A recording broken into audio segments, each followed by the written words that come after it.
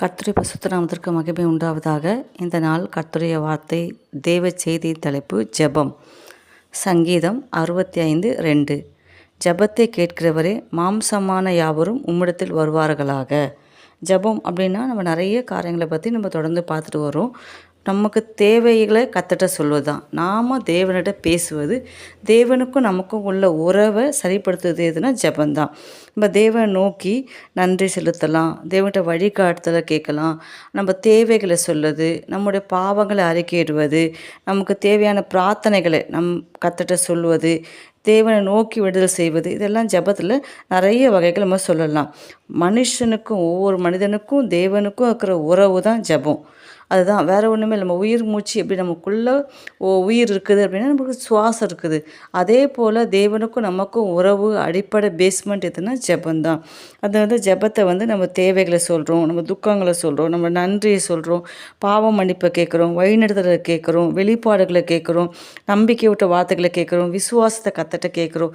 இது எல்லாமே நம்ம தேவனை சார்ந்து வாழ்கிற ஒவ்வொரு நிமிஷமும் ஜெபந்தான். இது எல்லாத்துக்குமே நம்ம தேவனுக்கும் மனுஷனுக்கும் இருக்கிற அடிப்படை உறவு எதுனா ஜெபம். ஜெபம் இல்லாமல் இந்த நாட்களில் யாராலுமே வாழ முடியாது. ஒவ்வொரு கர்த்தருடைய பிள்ளைகளுக்கும் ஒவ்வொரு நாளும் காலையில், மத்தியானம், மாலையில், இரவில் ஒரு நாளைக்கு நம்ம மினிமம் 7 முறையாவது நம்ம ஜெபிக்கணும். சாப்பிடும்போது ஜெபிக்கணும், வெளில போகும்போது ஜெபிக்கணும், வெளியில் போயிட்டு வீட்டுக்கு வரும்போது ஜெபிக்கணும், பிரயாணத்தில் ஜெபிக்கணும், அப்புறமா ஒரு புது வேலை செய்யும்போது ஜெபிக்கணும், தேவன்கிட்ட வழிநடத்தில் கேட்டு ஜெபிக்கணும், வெளிப்பாடுகளை கேட்டு ஜெபிக்கணும்.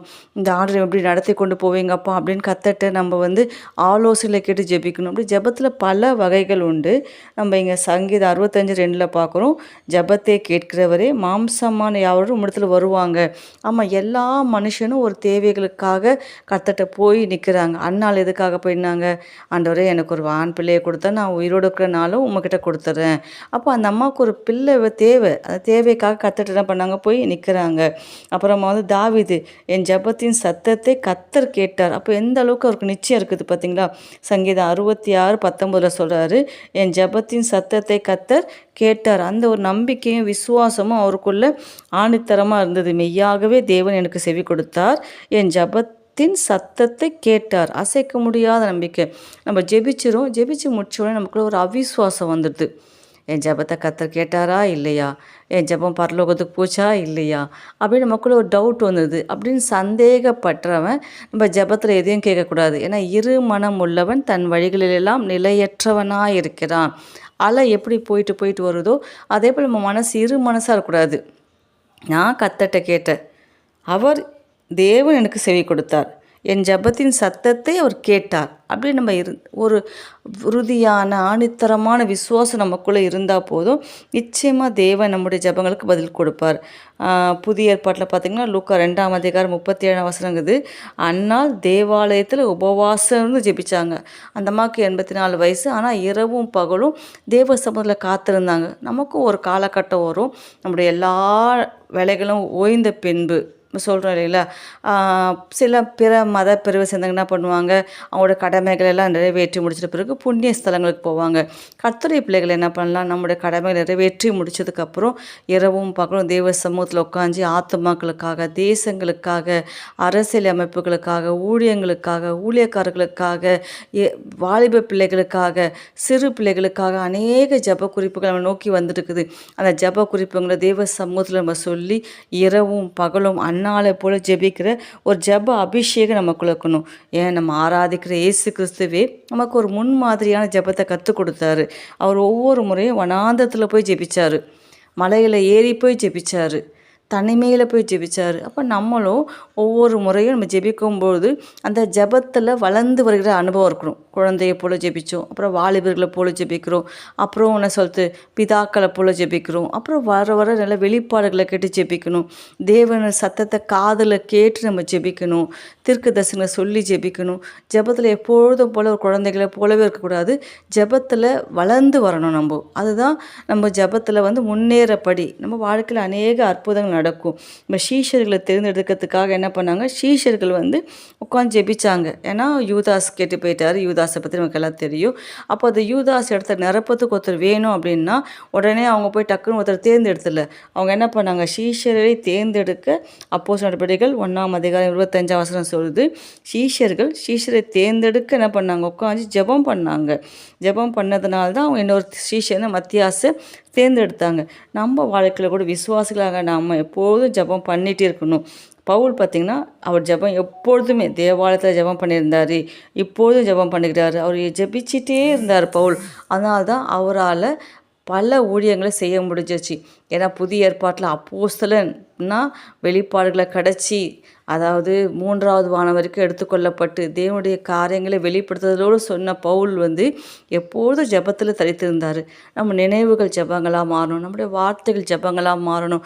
நம்ம வாழ்க்கையே ஜெபமாக மாறும்பொழுது நிச்சயமாக கர்த்தர் நம்ம வாழ்க்கையில் இந்த வருஷம் தேவையான எல்லா ஆசீர்வாதம் நம்ம தேடி வரும். கொர்நேலியும் ஜெபம் பண்ணி கொண்டு இருந்தார். அதனால தான் கொர்நேலியை பற்றி கர்த்தர் பேதுருக்கிட்ட வெளிப்படுத்தினார். ஒரு மனுஷன் கர்த்தரை நோக்கி உண்மையாக ஜெபிச்சா நம்ம தேவைகளை போய் மற்றவங்க சொல்ல வேணாம். எனக்கு என்ன தேவைன்றதை கர்த்தர் மற்றவங்ககிட்ட வெளிப்படுத்துவார். இப்போ கொர்நேலியுக்கு பேதுரு வரணும், ஆனால் கொர்நேலியை போய் பேதுரு கூப்பிட முடியாது. ஆனால் நம்ம ஜெபத்தை மேலே அப்ளிகேஷன் போட்டா போதும், அது எங்கே போய் சேரணுமோ அங்கே போய் சேரும். நிறைய பேர் கவர்மெண்ட் ஆர்டருக்காக வெயிட் பண்ணுவாங்க. கவர்மெண்ட்லேருந்து எனக்கு ஒரு ஆர்டர் கிடச்சிடாதா, கவர்மெண்ட்லேருந்து எனக்கு வேலை கிடச்சிடாதா, கவர்மெண்ட்லேருந்து எனக்கு உதவி கிடச்சிடாதான்ட்டு.